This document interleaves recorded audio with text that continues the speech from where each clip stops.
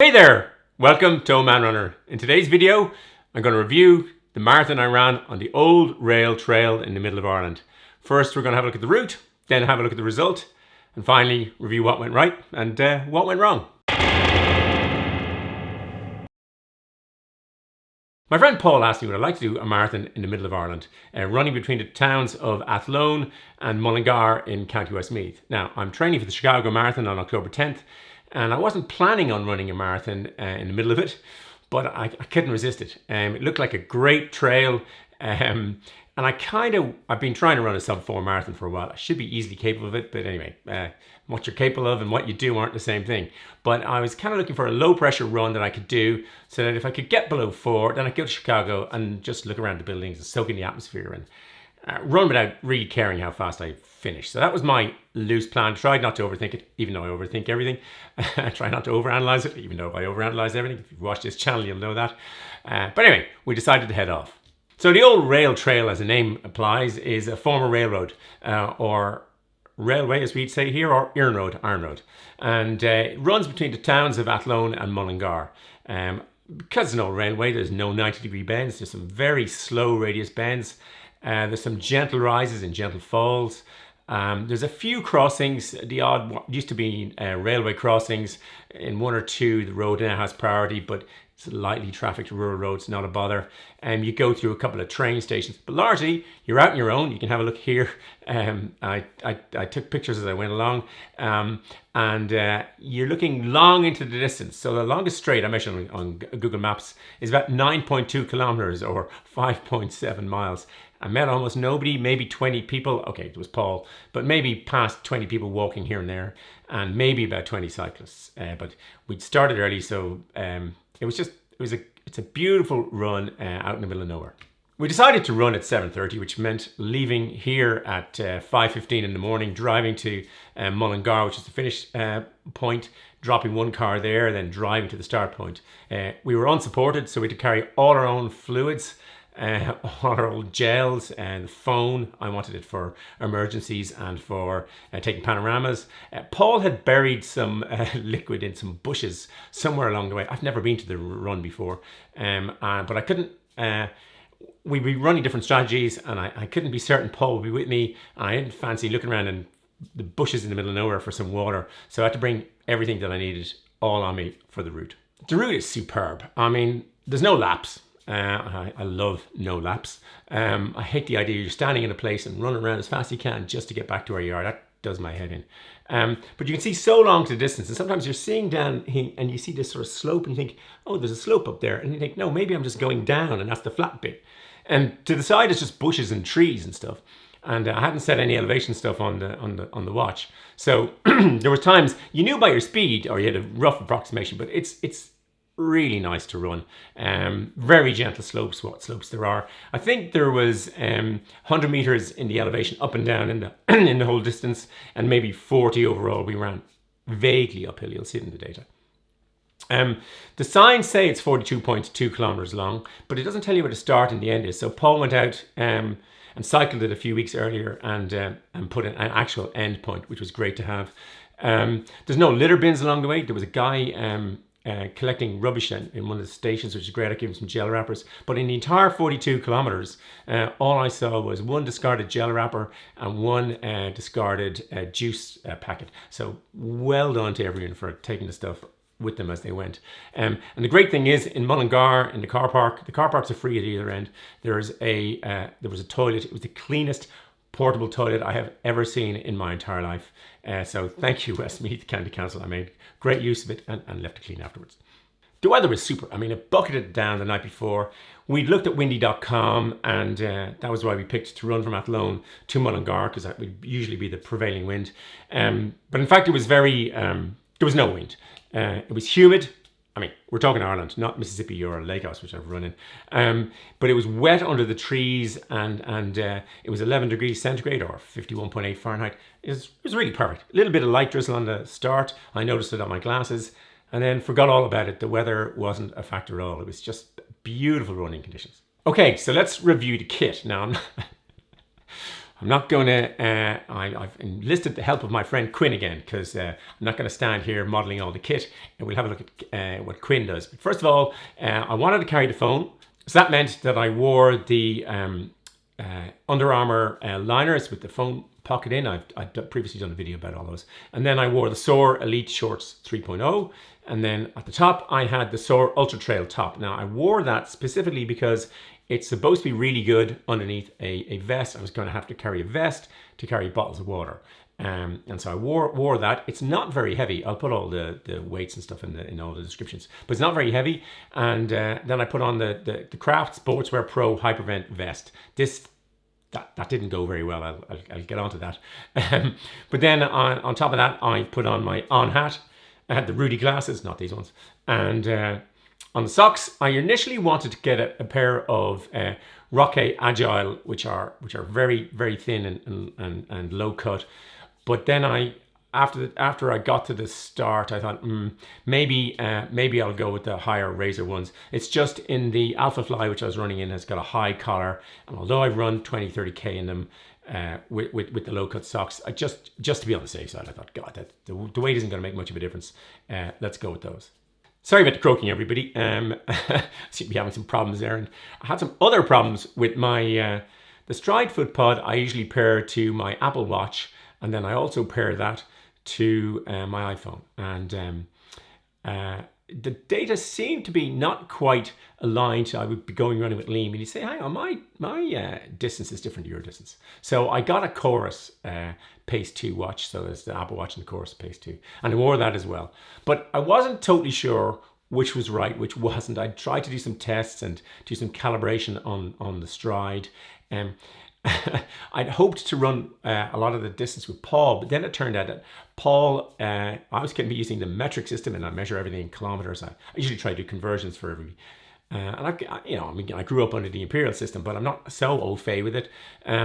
But Paul was running; he wanted to run 8:30 minutes per mile.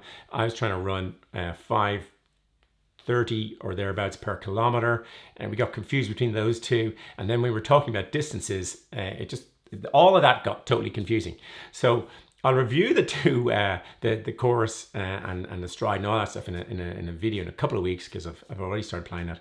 But suffice to say, when we got to sort of the middle, I had no idea which was right, which was wrong.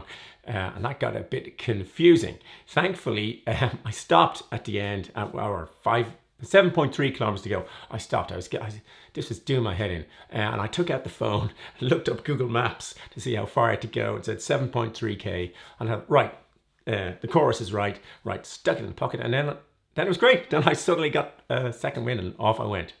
This isn't a murder mystery. So how did I get on? Well, I did it in 3 hours and 57 minutes. I tried a few times to get under 4 hours. Hadn't, and got great support from all of you, so thanks for that. But yeah, I did it in 3 hours 57 minutes, and which is well, because when I got to the end, Paul had got some t-shirts made, so here we are. Let's stick this one on. I suppose the first thing to say was I had real problems with the vest. It's lightweight, which I liked. I'm a great believer in perfect practice making perfect. I didn't practice enough. The water bottles bobbed up and down. You can see in the earlier video there's one when I filmed this thing where it was like the end, but I did it at the start before I set out running. You can tell by the wet path, and I'm having to run holding it up and down. It was crazy. Paul had all this stuff stashed, but I didn't know how far that was. So for the first 12 miles, I was running like this, right, holding this vest. On the last video, the last marathon I did in February, I drank 600 milliliters of water. So I initially set out with 900, 450s. Fairly early on, kilometer 1 or 2, I squeezed them down to 600, figuring, look, I'll run with Paul, I'll get his stash. Turned out, by the time I was getting there, it was just getting, I mean, I'll show a clip with Quinn, my assistant, and holding it here, and I'm trying to hold them, and it was a nightmare. So just before I got to where Paul had to get stash, I was lagging back. This was doing my head in. So I ditched the vest. I just decided, like, I brought some blister packs in them, some Compeed, took them, swapped them around, and then I took the two things out, ditched the vest, And then it was fantastic. I never looked back. I stuck them down my trousers. Not a good look, hence we'll use Quinn to give you an example. And then off I went, and it was great. I unzipped the Ultra Trail running top, and I felt fantastic. I had no issues other than the tech issues and other than the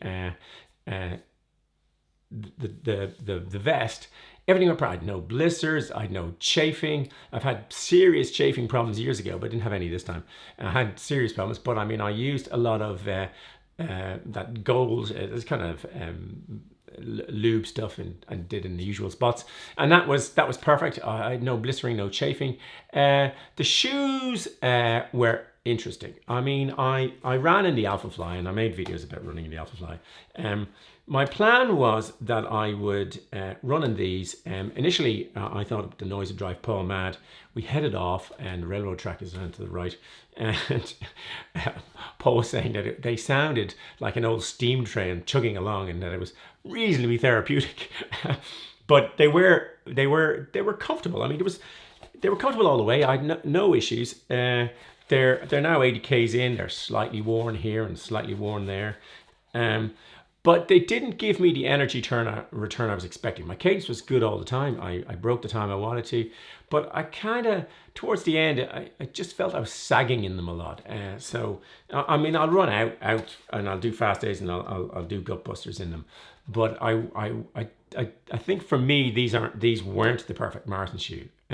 But having said that, they did exactly the job I wanted them to do. So I'll be running in the park in them. But if I was going again, I probably would choose a different shoe. I stopped a couple of times. I had a vague idea that I could do it in the 4 hours. I wasn't using my Stride foot pod for data like I did previously, but it was flat, it was level, training had gone okay. And I thought, I've got to make this video today, so I had to do something. So I got the camera, I took the camera out at Moat and stopped and took a panorama of the train station. It was really nice. Then we stopped again for water with Paul, and I was taking off the vest and doing that. I got confused later on about the distances and that sort of stuff. The vest, if I get issues like that, it just works at the old head. And I slowed down, and then I slowed down later on when I just wasn't sure, and that's when I took out the phone and checked the Google Maps. And then it was fine after that. Here's Ireland on my little Coros app on the phone, and if I zoom in, you'll see that I ran between Athlone and Mullingar, roughly running from the west to the east and slightly north. You can see the time, and the average pace was 5 minutes 37 a kilometer, heart rate 149, elevation gain 100 meters. So not a lot. I have no idea about my running performance, but you can see here, if I stop here and you look at the data, you see the first time I stopped, that was when I took the images in Moat. Then I stopped the second time for the water with Paul, and then I'm kind of going downhill towards the end as I'm getting sort of, well, I suppose I'm getting tired and the data is confusing me. I stopped, took another panorama, and then we can see it really drop. That's where I took out the phone, checked Google Maps, saw I wasn't too far away, and then picked up the pace. And so that worked pretty well. It looks like I'm mainly doing threshold, but I mean, I'm not totally sure. The heart rate was okay. But if I go to cadence, the max was 200 and the average was 177. And I had hoped that in the Alphaflys that the cadence would stay high, but that the stride length would stay high. But actually the stride length fell off further than I thought. But as an average 102 was okay. You can see this elevation map here. The 100, it looks like you're going up steep hills. You're going up very gentle hills. So a gain of 100 and a loss of 47. So a little bit up, I suppose, overall. And then these are the times. So set out at 5:33 a kilometer, and that was going pretty good at 5:20. And then when I get down to kilometer 15, I'm at 6:18, but that's where I took the first panorama. I probably was pretty confident that we were going to go okay, otherwise I wouldn't have stopped to take the panorama. Kilometer 21, Paul's rooting into bushes for the water. I took it out, took a drink of some, and got rid of the top. Pretty much got going pretty quickly. And then later on, you can see it gets down to 6 and 7, where I'm getting a bit confused as to the data. Found out, looked at Google Maps and thought, wow, I am only 7.3k from home. So picked it up to 5:24. And then as I got close to home, went down to just over 6 minutes a kilometer. So yeah, and finished in 3:57, 19 and 67. or thereabouts. So you run along, and you know you're going to pass your goal. Your goal is to finish, and hopefully less than 4 hours. That was basically it. But as I came to the end, I saw a runner, and I caught him slowly and passed slowly, and then I stopped. And it's Ireland; people are relatively friendly. I'm reasonably friendly. Runners are friendly.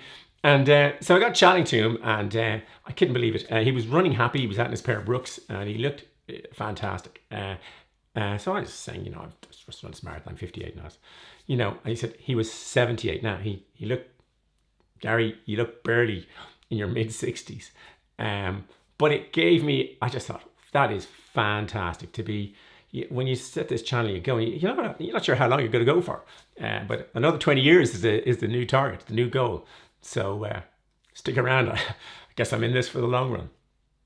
I hope you enjoyed the video and found it useful. If you did, it'd be great if you hit the like button. And there'll be lots of stuff in the links, and I love answering all the questions in the comments. It's probably a lot of better ideas of what I could have, would have, should have done.